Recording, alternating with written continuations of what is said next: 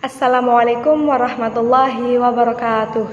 Perkenalkan, nama saya Nailu Saadah, NIM 2219053. Saya dari kelas PBAB. Di sini saya akan mengerjakan tugas UAS Tafsir Tarbawi, yaitu menceritakan sebuah biografi tentang seorang tokoh, yaitu tokoh Ismail Roji Al-Faruqi. Nah, Ismail Roji Al-Faruqi lahir di kota Haifa, Palestina, yang pada saat itu masih dalam suasana yang tentram dan damai. Kala itu, Palestina masih begitu harmonis di bawah pemerintahan Arab. Al-Faruqi lahir pada tanggal 1 Januari tahun 1921 dan beliau meninggal pada tanggal 24 Mei tahun 1986. Ayah beliau bernama Abdul Huda Al-Faruqi, yang merupakan seorang hakim muslim yang sangat patuh pada agamanya. Al-Faruqi memperoleh pendidikan agama dari rumah, terutama dari ayahnya yang seorang hakim tadi. Nah, selain dari ayahnya, beliau juga mendapat pendidikan dari masjid lokal setempat. Pendidikan dasar beliau itu dilalui di College des Frères, Libanon, sejak tahun 1926 sampai dengan tahun 1936.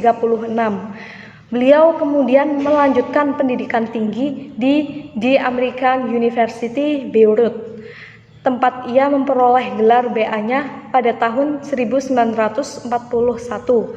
Beliau lalu masuk ke dalam pemerintahan dan pada umur 24 tahun, tepatnya pada tahun 1945, beliau diangkat menjadi gubernur Galili. Arah kehidupan masa depan beliau itu sudah mantap.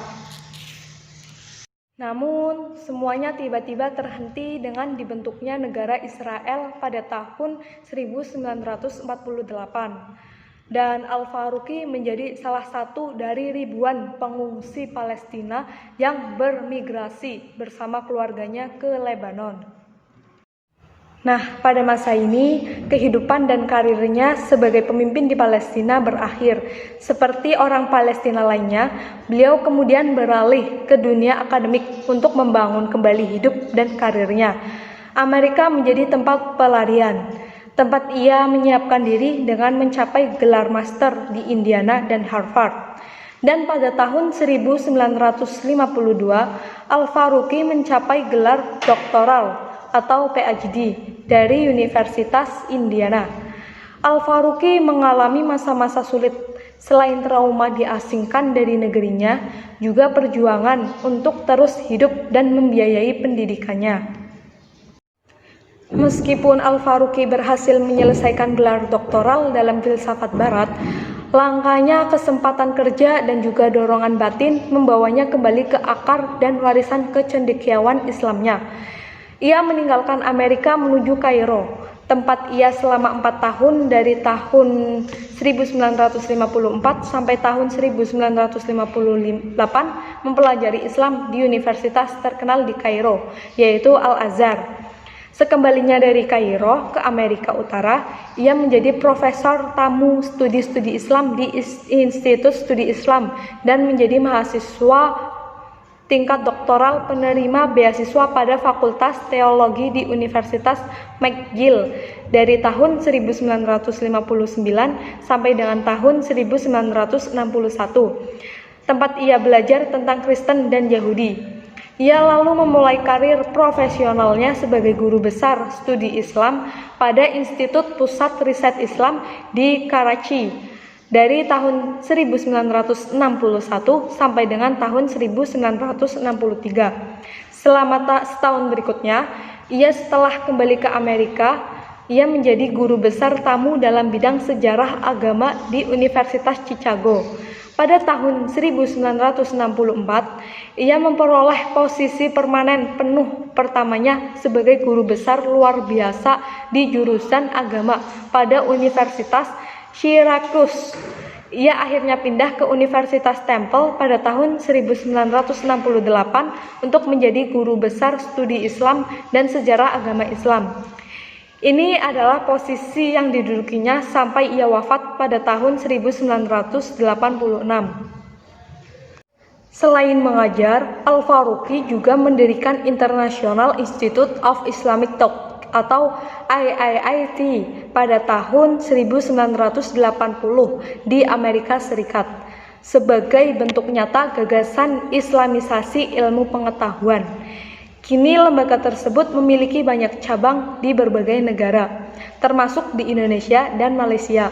Sebelumnya pada tahun 1972, Al-Faruqi telah mendirikan The Association of Muslim Social Science. Kedua lembaga yang didirikannya itu menerbitkan jurnal Amerika tentang ilmu-ilmu sosial Islam. Apa yang dilakukannya itu karena keyakinannya bahwa ilmu pengetahuan yang berkembang telah sekuler dan jauh dari tauhid. Kemudian, dia juga menelurkan konsep dan teori-teori agar kemajuan dan pengetahuan tidak berjalan jauh di luar etika melalui konsep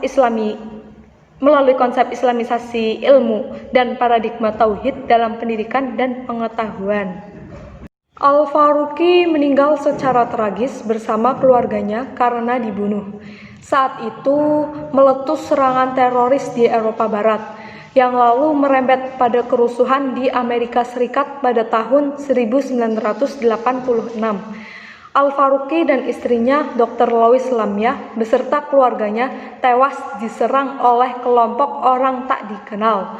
Kelompok tak dikenal ini adalah hasil provokasi gerakan anti-Arab serta semua orang yang berbau Arab dan Islam yang dipelopori beberapa kalangan tertentu yang lama memendam perasaan tidak senang terhadap Islam dan warga Arab. Kematian Al-Faruqi mengejutkan dan membuat sedih dunia Islam dan internasional.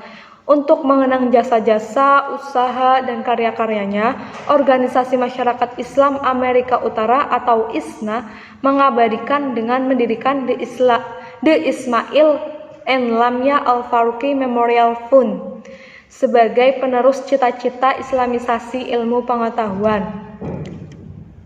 Nah, karya-karya beliau semasa hidupnya itu berupa tulisan baik di majalah ilmiah maupun populer, dan juga buku. Lebih dari 20 buku dalam berbagai bahasa telah ditulisnya, dan tidak kurang dari 100 artikel telah dipublikasikan.